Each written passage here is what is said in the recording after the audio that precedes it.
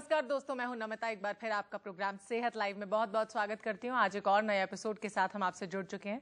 वैसे दोस्तों, आज हम बात करेंगे जॉइंट पेन के बारे में, जो कि काफी कॉमन है और फिजियोथेरेपी में इसके काफी एक्सरसाइजेस भी सजेस्ट की जाती हैं। जी हाँ, आज हम आपको फिजियोथेरेपी से जुड़ी सारी जानकारी देने वाले हैं कि किन किन एक्सरसाइजेस को फॉलो करके आप जोड़ों के दर्द को दूर भगा सकते हैं। दोस्तों, वैसे भी ठंड के मौसम में अक्सर हम सुनते हैं कि हमारे घर के बुजुर्गों को घुटनों में या फिर शरीर के किसी और भाग में दर्द हो जाता है। खास करके कई बार उंगलियों में भी दर्द हो जाता है, जिसे हम एक अलग नाम देते हैं। और ये दर्द बहुत ज्यादा तकलीफदेह भी होता है, काफी मुश्किल होता है उस दौर से गुजरना, जब जोड़ों का दर्द किसी को हो जाए। लेकिन आज के मॉडर्न लाइफस्टाइल में उम्र का कहीं कोई कनेक्शन नहीं लगता, जब हम और आप भी जॉइंट पेन के शिकार होने लगे हैं, जिसका सीधा ताल्लुक हमारे गलत खान पान और हमारी दिनचर्या के साथ होता है। तो आज हम अपने इस पूरे शो में बात करेंगे कि कैसे जॉइंट पेन को फिजियोथेरेपी के जरिए आप दूर कर सकते हैं और किस तरह की एक्सरसाइजेस को फॉलो कर सकते हैं अपनी रोजमर्रा की जिंदगी में हेल्दी रहने के लिए। अगर आप भी शो में हिस्सा लेना चाहते हैं, हमसे बात करना चाहते हैं, हमारे डॉक्टर से बात करना चाहते हैं, जरूर हमें कॉल कर सकते हैं। फोन लाइन्स खुली हुई हैं। फोन नंबर्स आपकी टीवी स्क्रीन पर लगातार फ्लैश करें। आपके रेफरेंस के लिए मैं बता दूं, फोन नंबर्स हैं 012033521617 और 012033521618। वैसे जॉइंट पेन और फिजियोथेरेपी से जुड़ी सारी बातों की जानकारी देने के लिए जयपुर गोल्डन हॉस्पिटल से हमारे फिजियोथेरेपिस्ट डॉक्टर नरेश कुमार इस वक्त हमारे साथ हैं। डॉक्टर नरेश का पहले स्वागत करते हैं। Welcome sir to the show. नमस्कार। तो जैसे मैंने अपने दर्शकों को कहा कि आज हम जॉइंट पेन्स की बात करेंगे। सबसे पहले जानना चाहूंगी कि जॉइंट पेन एक्चुअली होता क्यों है, किस वजह से?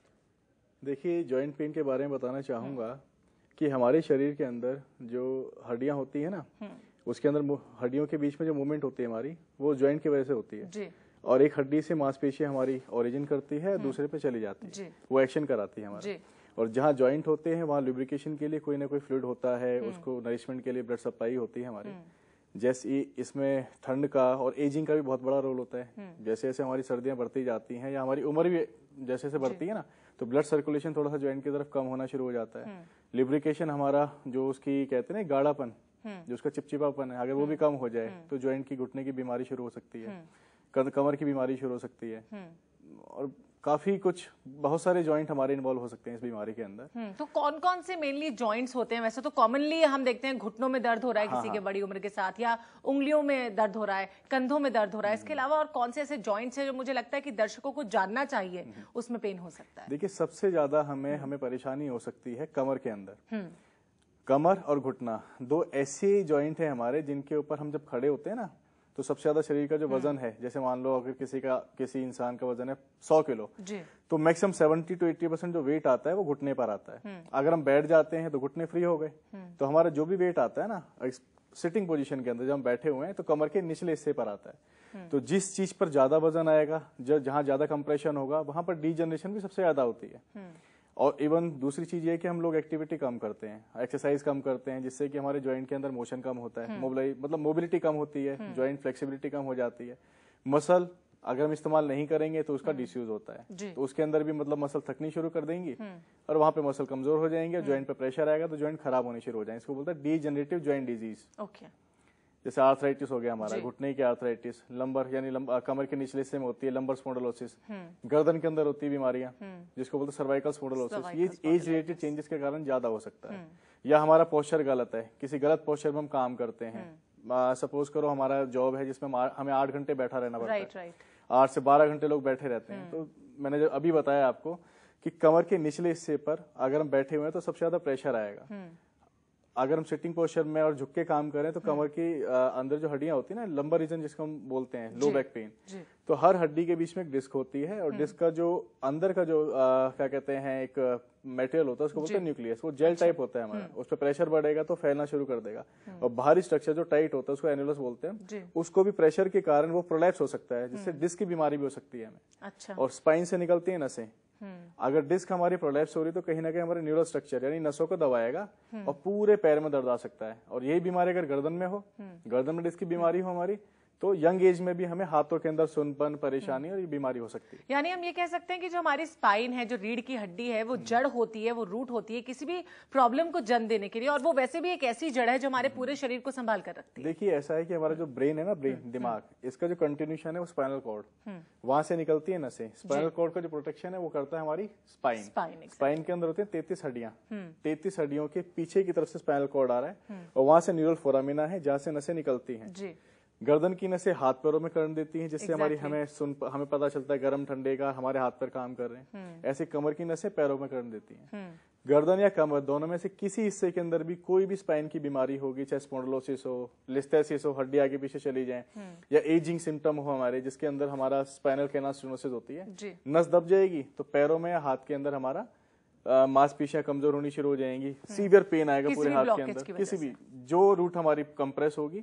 जैसे मान लो मैं बोलता हूँ कि गर्दन की एक ऐसी नस हमारी दब गई, इसको बोलते हैं C5 C6, तो पेशेंट बोलेगा यहाँ दर्द आ रहा है, 7 यहाँ दर्द आ रहा है। वो हर एक उसका रूट है, भाई किस मसल को सप्लाई देना है, जो नस दबेगी हमारी उसी पे पूरे उसके रूट पे हमें पेन या सिम्टम सारे महसूस होने शुरू हो जाएंगे। अच्छा, इसमें मैं जानना चाहूंगी ओवरऑल, वैसे तो बहुत सारे और लक्षणों की भी बात करेंगे और क्या क्या सॉल्यूशंस है, क्या क्या एक्सरसाइजेस हैं, लेकिन फिजियोथेरेपी इसमें क्या रोल प्ले करती है? लोग लेने तो चले जाते हैं फिजियोथेरेपी एक्सरसाइजेस करने, लेकिन उन्हें ये नहीं पता कि किस तरह से उन्हें फायदा मिल सकता है। मैं ये बताना चाहूंगा आपके प्रोग्राम के माध्यम से कि सबसे पहले जानना जरूरी है कि बीमारी हुई क्यों है। जब तक बीमारी की जड़ पता नहीं चलेगी ना, तो हम ट्रीटमेंट नहीं कर सकते। बिल्कुल। और फिजियोथेरेपी एक ऐसा ट्रीटमेंट है जिसके अंदर एग्जामिनेशन और असेसमेंट बहुत जरूरी है।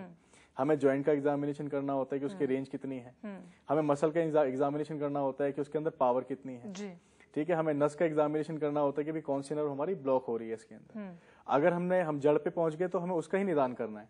अगर मसल कमजोर है तो हम एक्सरसाइज डिजाइन कर सकते हैं। अगर हमारी जॉइंट के अंदर मोबिलिटी कम है तो उसकी रेंज बढ़ाने के लिए बहुत सारी एक्सरसाइज होती हैं। अच्छा। अगर हमारी कोई नस दबी है तो नस को हम स्ट्रेचिंग एक्सरसाइज है, बहुत सारी और टेक्निक होती है जिससे हम उसको मोबिलाइज कर सकते हैं, क्योंकि हमारी मांसपेशियां, नर्व, ये सारी की सारी इसमें एक प्रॉपर्टी होती है इलास्टिसिटी। मान लो इसकी लंबाई है 10 सेंटीमीटर, इसको खींचूंगा तो 15 हो जाएगी, यानी स्ट्रेच कर सकते हैं इसको हम। तो टेक्निक बहुत सारी होती है। और अगर हम एक्सरसाइज करें, मान लो हमारे शोल्डर का रेंज है 180 डिग्री राइट सामने की तरफ से, और हम मूवमेंट करते ही नहीं है, जैसे जैसे हमारी एज बढ़ जाए या हमारे हाथ के अंदर कोई पेन शुरू हो जाए और उसकी वजह से हम शोल्डर की मूवमेंट ना करें, तो 45 साल के बाद कंधा जाम की बीमारी आ जाएगी हमारी, इसको बोलते हैं फ्रोजन शोल्डर। तो उसमें क्या करना है हमें जॉइंट की जो रेंज बढ़ाने के लिए, उसके अंदर हमारा क्या कहते हैं, कुछ एक्सरसाइज होती हैं, कुछ मशीनें हैं, विद्युत चालित उपकरण होते हैं हमारे, जिसमें माइक्रोवेव डायथर्मी है, मॉइस्चर थेरेपी है, और बहुत सारी इक्विपमेंट है जिससे हम क्या कहते हैं जॉइंट के अंदर लुब्रिकेशन को हाँ एग्जैक्टली मुझे लगता है अब तो बहुत सारी एडवांस टेक्नोलॉजीज भी आती जा रही है, जिससे फिजियोथेरेपी में भी इनफैक्ट, जिससे कि इक्विपमेंट्स के इस्तेमाल से भी फिजियोथेरेपी करके आराम दिया जा सकता है एक बॉडी को। तभी शायद मुझे लगता है, कहता है कि रोजमर्रा की जिंदगी में एक्सरसाइज करनी चाहिए, अगर नहीं करते तो बॉडी की फ्लेक्सिबिलिटी कम हो जाती है। सही कहा आपने। इसके अलावा जानना चाहूंगी कि जैसे आपने फिजियोथेरेपी की बात की, क्या सिर्फ एकमात्र फिजियोथेरेपी से ही सॉल्यूशन निकल सकता है जॉइंट पेन की प्रॉब्लम को दूर करने का, या फिर जो लोग दवाएं खाते हैं उससे भी कुछ फर्क पड़ जाता है? देखिए, दवाई का अपना एक रोल है। अगर हमें बॉडी के अंदर कहीं पेन हो रहा है, इन्फ्लामेशन है, तो उसको कम करने के लिए दवाई का बहुत बड़ा रोल है। मगर ऐसी कोई दवाई नहीं बनी जिसको मैं खा लूं और सलमान खान बन जाऊं। एग्जैक्टली। ठीक है, उसके लिए मुझे क्या करना पड़ेगा? अगर मसल कमजोर है मेरी, मैंने दवाई खा ली, पेन तो कम हो जाएगा। पेन तो अच्छे होते हैं। क्या सलमान खान बनने का कोई तरीका बताने वाले हैं या कुछ और? नहीं, बहुत कुछ बताने वाला हूं। बहुत कुछ अभी सुनेंगे, और क्योंकि यहाँ पर वक्त हो गया एक छोटा सा ब्रेक लेने का। आप कहीं मत जाइए, देखते रहिए सेहत लाइव।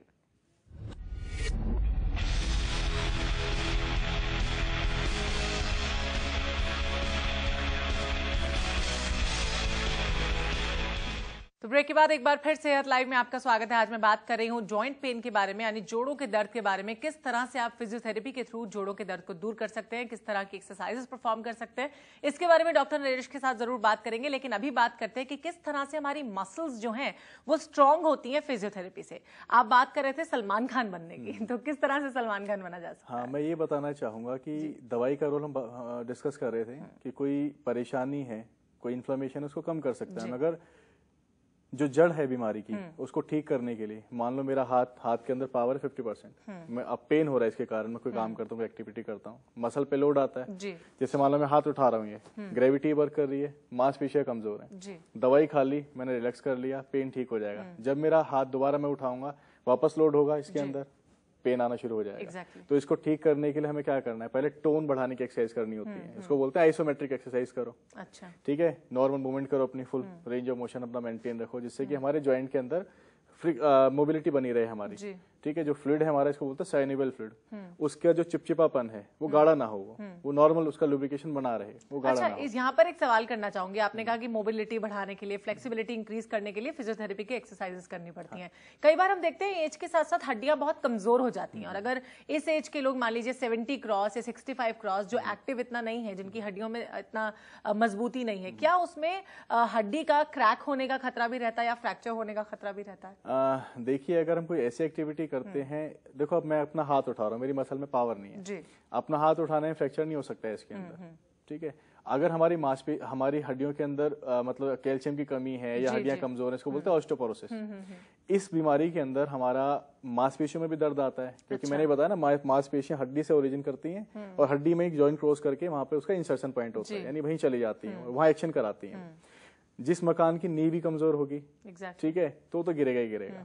अगर कोई ऐसा चीज है, जैसे मान लो बुजुर्गों में, यानी ओल्ड एज पीपल के अंदर, हमारा सबसे कॉमन फ्रैक्चर होता है कि भाई खड़े हुए या बाथरूम में नहा रहे थे, फिसल गए, उसको हिप फ्रैक्चर सबसे ज्यादा होता है हमारा। और हिप की सर्जरी 60 साल 70 साल या 80 साल की एज में कॉमन हो गई आज की डेट में, क्योंकि वो हमारा हिप जॉइंट होता है ना, उसके पास जो नेक का एरिया है वो सबसे ज्यादा हमारा, अगर ऑस्टियोपोरोसिस है किसी को, तो सबसे पहले वो क्रैक होता है, जिससे कि हिप रिप्लेसमेंट तक पेशेंट का किया जाता है। ठीक है, तो अगर ये कंडीशन है तो उसके लिए भी एक्सरसाइज होती है हमारी। अच्छा, उसके लिए सबसे पहले हमें कैल्शियम की जो कमी है हमारे अंदर, उसको पूरा करने के लिए हड्डी रोग विशेषज्ञ जो हमारे ऑर्थोपेडिक सर्जन है, वो कुछ दवाइयां देते हैं, विटामिन डी की दवाइयां देते हैं, और रिकमेंड भी करते हैं कि भाई आप धूप में बैठो। विटामिन डी हमें सनलाइट से मिलता है। हमने जो खाना खाया, खाने में जो कैल्शियम है वो हड्डियों में तब जाएगा जब विटामिन डी होगी। बिना विटामिन डी के वो कैल्शियम हमारा हड्डियों के अंदर एब्जॉर्ब नहीं होगा। ये सबने पढ़ाई करी होगी, 8th क्लास, सबको पता है कि विटामिन डी सनलाइट से मिलता है।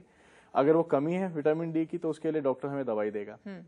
कुछ ऐसी एक्सरसाइज होती हैं जिसमें अगर हमारा सप्लीमेंट हम ले रहे हैं, हम दवाइयां ले रहे हैं, और खड़े होकर एक्सरसाइज करें, यानी वेट बेरिंग एक्सरसाइज करें हम, या हम दीवार में धक्का भी लगाते हैं, हाथ से हल्का हल्का प्रेशर लगाएं, हमारी बॉडी हमारा बायोफीडबैक होती है, हमें बताती है अगर पेन हो रहा है तो उसका कोई कारण है। पेन को सबसाइड करें, फिर एक्सरसाइज करें, और एक्सरसाइज हमेशा किसी की गाइडेंस में करें। एक अच्छे फिजियोथेरेपी सेंटर पे जाएं, फिजियोथेरेपिस्ट के अंडर करें। अगर आपकी एज 60 साल से ऊपर है या आपको कोई बीमारी है, चाहे आपकी उम्र ज्यादा नहीं है तब भी बीमारी है, तब भी आप, ऑस्टियोपोरोसिस 40 साल की उम्र में होती है, फीमेल में तो कॉमन पाई जा रही है आजकल। हमने भी सर्वे करा था कि और हमारे सर्वे में 35 साल की एज में जितनी वुमन थी ना, 35 से 45 और 45 से 70, उसमें ऑस्टियोपेनिया यानी हड्डियां कमजोर थी 35 से 45 साल की उम्र की फीमेल में, औरतों में, और 45 से 70 में ज्यादातर ऑस्टियोपोरोसिस पाएगी, जिसमें सीवियर कैल्शियम वीकनेस की कमी होती है हड्डियों के अंदर। तो इस पर और आपसे बातचीत करेंगे, और भी बहुत सी बातें जानेंगे, लेकिन अभी बात करते हैं, मकबूल हमारे साथ जुड़ चुके हैं जिन्होंने हमें कॉल किया है। मकबूल जी नमस्कार, नए साल की बहुत बहुत शुभकामनाएं देना चाहेंगे। सबसे पहले आपको बताएं क्या पूछना चाहते हैं? हाँ नमस्कार, नए साल की शुभकामनाएं आप लोगों को। मैं डॉक्टर साहब से पूछना चाहता हूँ, ये जो फिजियोथेरेपी है और जो एवरीडे का जो एक्सरसाइजेज है, इसमें कोई खास फर्क है? मेरा मतलब है कि अब भी मेरे सीनियर सिटीजन पेरेंट्स हैं, उन्हें एक नेचुरोपैथी, उनके घुटने में कोई परेशानी थी तो डॉक्टर से वी टेक हिम देयर। तो अब वहाँ हुआ कि वो हर हफ्ते 2 बार बुलाने लगे, और इट इज काइंड ऑफ, जैसे हम मालिश करते थे वो फिजियोथेरेपी के नाम पे जो भी करते थे, इट कॉस्ट मच। तो मुझे लगा कि ये फिजियोथेरेपी का मतलब अगर वो मालिश है तो, एंड जब वो उनकी सेवा की जाती थी, जब मालिश होता था, जो भी वो तेल लगाते थे, तो उस पर्टिकुलर टाइम फ्रेम में वो ठीक महसूस करते थे। मुझे लगता है कि ये फिजियोथेरेपी कोई पर्टिकुलर केस के लिए रिकमेंड किसी ऐसे डॉक्टर से करना चाहिए जो बेसिकली फिजियोथेरेपिस्ट हो।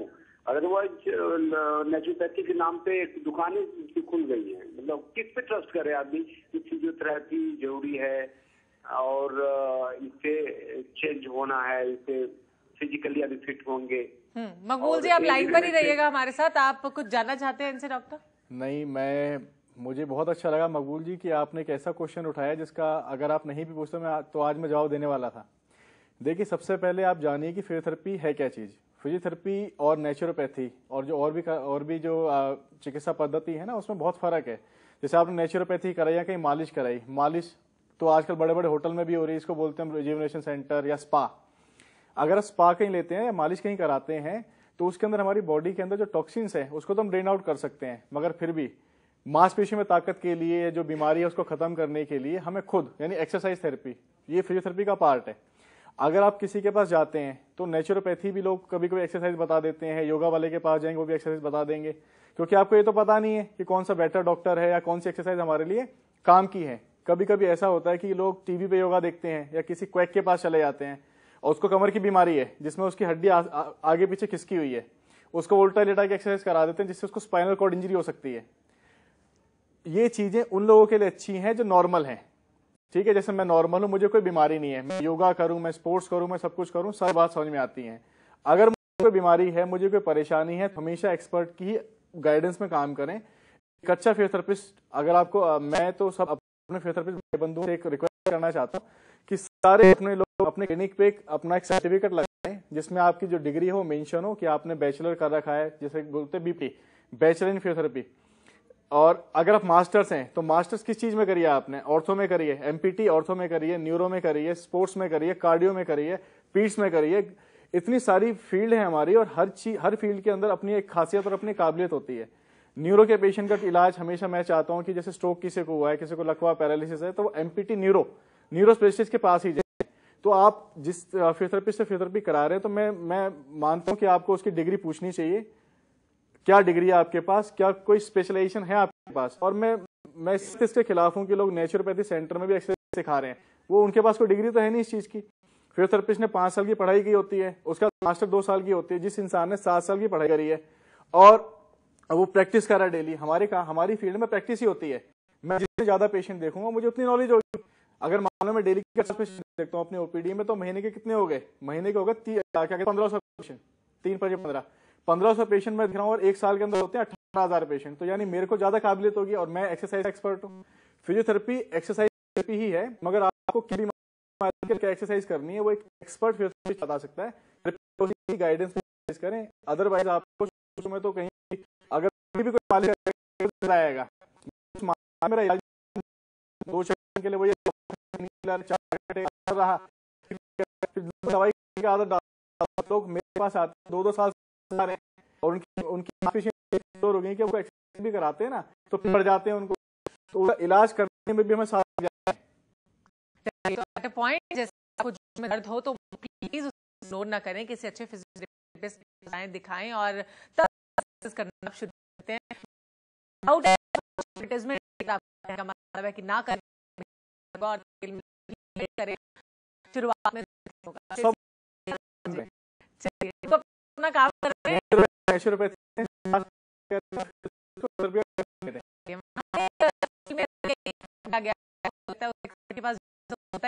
कोई प्रॉब्लम अगली बहुत आपका लाइव में क्या पूछना चाहते हैं? मेरे 1 महीने पहले और